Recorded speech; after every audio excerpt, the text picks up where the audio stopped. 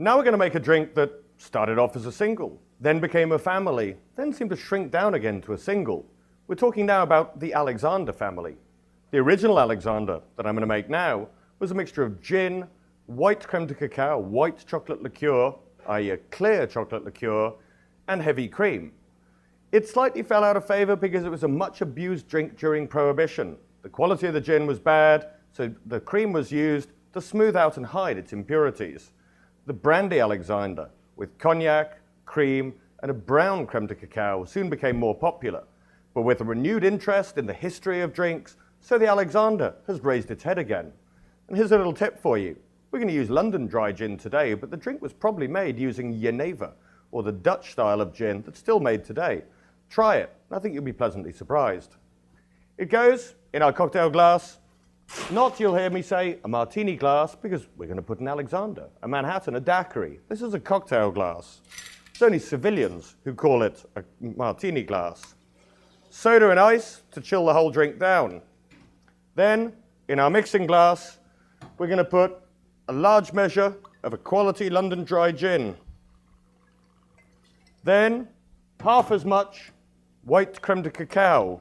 If you're using a dark spirit in this, because you could think about using rum, you could think about using bourbon, it would then be a bourbon Alexander, a rum Alexander, even an aged tequila, a spirit that, during the golden age of bartending, tequila was nowhere. We live in very lucky times and have a massive range of products which to use, to co-create, to be a little bit more expensive. Not necessarily expensive. Then, about 2 ounces, a large measure, of some heavy cream, or half and half, depending on what you have.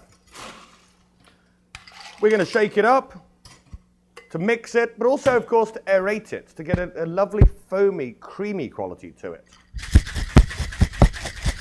You see I'm shaking with the metal half pointing away from metal half pointing towards the guest, so if anything does come apart, it comes over me. With cream, very important.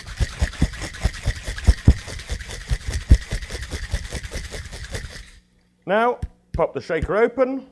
If it doesn't, just twist it round. Never look hassled by this. It happens. It's like traffic on the road. Stuff happens. Then, with our straw, taste. A lovely blend of aromatic gin, but of course with different spirits, they would have their own nuances, chocolate and cream. We're going to strain that in before garnishing the drink. And we're going to garnish now with a product called nutmeg. Grated nutmeg is a spice, quite expensive in the olden days, but by grating it, what we're going to do is mean that as soon as we take a sip, the nose gets involved and you get this lovely, spicy, aromatic quality to it. You could just grate it straight over the top. I tend to get a little bit creative with it, and because it's called an Alexander, it makes me think of the X.